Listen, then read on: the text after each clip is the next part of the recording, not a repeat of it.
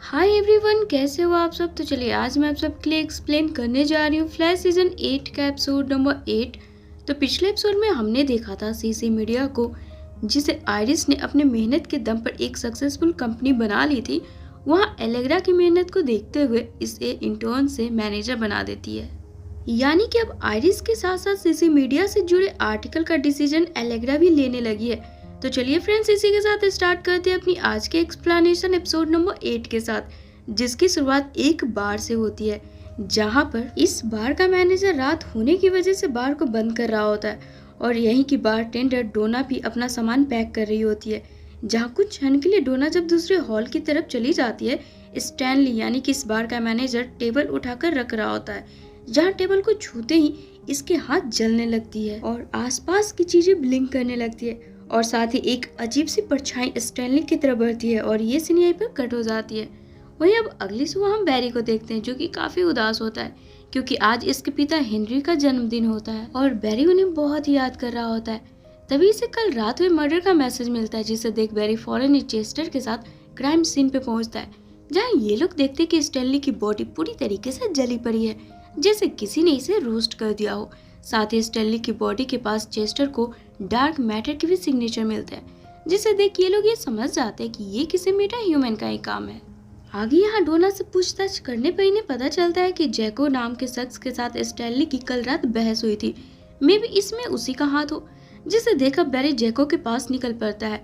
वहीं अब दूसरी तरफ हम जैको को देखते हैं, जो कि अपने बेटे से बात कर रहा होता है।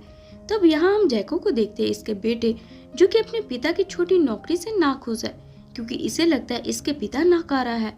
तभी यहाँ पर सीसीपीडी की गाड़ियां चारों तरफ से आकर जैको को घेर लेती है, क्योंकि ये लोग डोना के बयान के मुताबिक जैको को गिरफ्तार करने आए थे और साथ ही यहाँ पर जैको के बेटे को भी पकड़ लेते हैं, जिसे देख जैको को गुस्सा आ जाता है और इसके हाथों से आग निकलने लगती है, जिसे देख सबका शक यकीन में बदल जाता है कि यही स्टैनली का कातिल है, इसी ने उसे जलाया होगा। तभी यहाँ पर बीच में फ्लैश पहुंच जाता है और जैको को पानी में धक्का देकर आग बुझाता है और फटाक से इसके हाथों को पावर डैम्पर से लॉक कर देता है, जिसके बाद पुलिस ऑफिसर्स जैको को अरेस्ट कर ले जाने लगते हैं।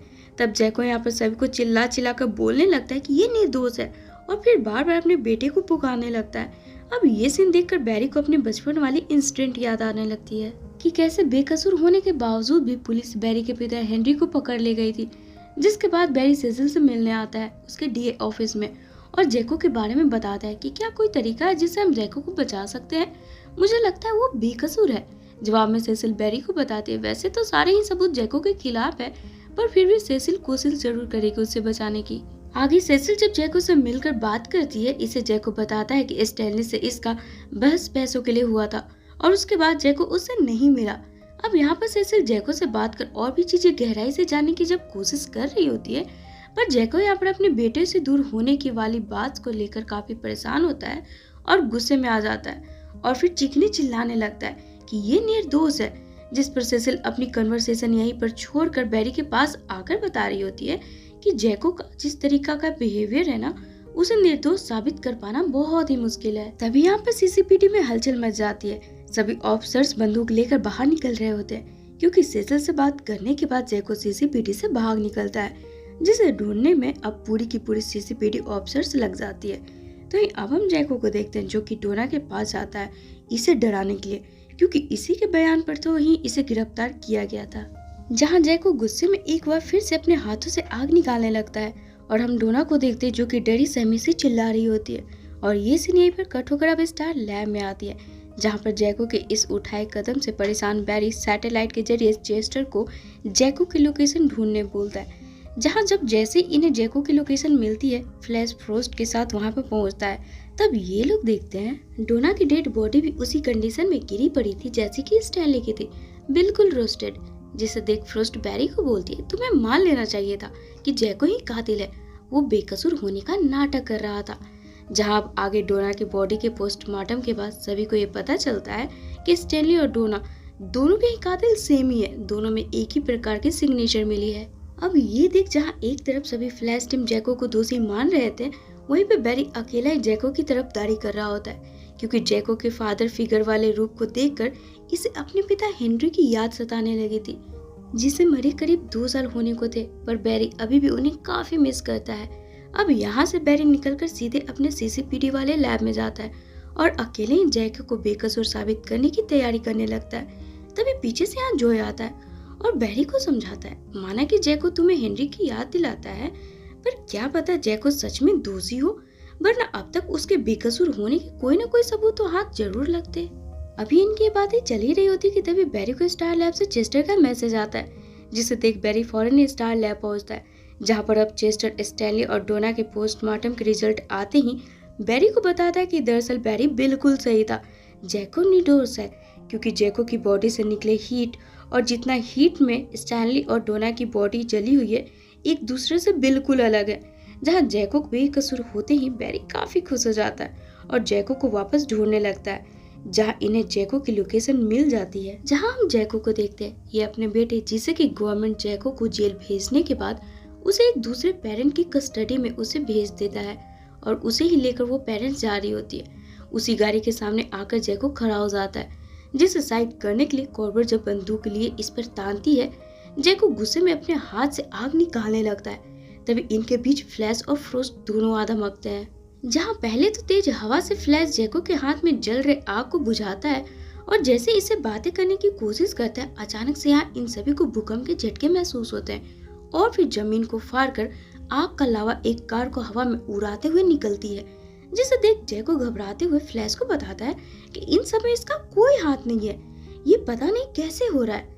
तब इधर स्टार लैब से चेस्टर अर्थ के कोर से लेकर इसके क्रस्ट के लेयर को चेक करके बताता है कि चूंकि जैको अपनी पूरी शक्तियों को इस्तेमाल करते हुए बहुत सारी एनर्जी का इस्तेमाल कर रहा था, उसी की पावर से अट्रैक्ट होकर पृथ्वी के कोर से लावा बाहर आ रहे हैं।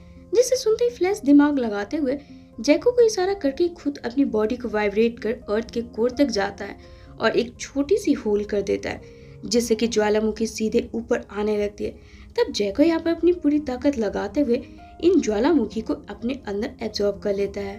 अब यहाँ अपने पिता को इस तरीके से सुपर हीरो वाला काम करते देख जैको का बेटा भी इससे इम्प्रेस हो जाता है और खुश होकर इससे गले लगा लेता है। वही अब आगे के सीन में चूंकि जैको बेकसूर था, उसे कोर्ट से बेल मिल जाती है और इसे वापस अपने बेटे की कस्टडी भी। वही अब आगे हमें सीसी मीडिया में दिखाया जाता है, जहाँ आइरिस एलेग्रा को इसके जूनियर टैलोर के साथ सिटी की फेमस सोशल इन्फ्लुएंसर रोजी का इंटरव्यू लेने भेजती है, जो कि जीटेक कैफे में होता है। अब यहाँ पर एलेग्रा की नजर अपनी एक पुरानी रूममेट लिडिया पर पड़ती है, जो कि यहाँ पर साफ सफाई का काम कर रही होती है। जिसके नजदीक जाकर एलेग्रा जब इससे बातें करने की कोशिश करती है, एलेग्रा को लिडिया बताती है कि इसकी आर्थिक कंडीशन बहुत ही खराब चल रही है।